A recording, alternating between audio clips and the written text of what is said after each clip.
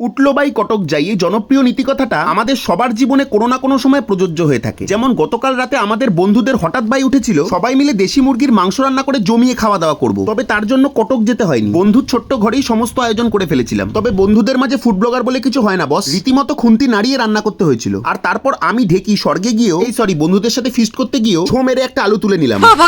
আলু তো নয়, যেন একটা ঝটকা খেলাম। তারপর মাংস কষাতে কষাতে ক্লান্ত হয়ে বন্ধুর কাছে আত্মসমর্পণ করলাম। আর বন্ধু বউয়ের সাথে কথা বলতে বলতে বললো একটু টেস্ট করে দেখতে। বিশ্বাস করো এই কথাটা একবার শুনলেই হয়েছে, বাড়িতে হোক বাইরে হোক আমার জিভ একেবারে লক লক করতে থাকে টেস্ট করার আশায়। উফ, ফাটাফাটি হয়েছিল খেতে। আর হবে নাই বা কেন, কে খুন্তি নাড়িয়েছে দেখতে হবে না? রীতিমতো ভাগাভাগি না করে একসাথে মাংস ভর্তি কড়াই আর অজস্র রুটি নিয়ে বন্ধুরা মিলে গণ ডিনার করতে বসে পড়লাম। না তবে তোমরা যেটা ভাবছো তেমন কোনো লাল জলের প্রোগ্রাম কিন্তু এটা ছিল না। তাছাড়া বর্তমানে লাল জলের যা দাম, সে টাকা দিয়ে অনায়াসে পেট ভরে সুস্বাদু খাবার খাওয়া যায়। বাহ, সোশ্যাল মেসেজও দিয়ে দিলাম। আর কি চাই তোমাদের? তবে আমার কিন্তু চাই তোমাদের সহযোগিতা। আর কিভাবে সেটা তো তোমরা জানো নিশ্চয়ই। ধন্যবাদ।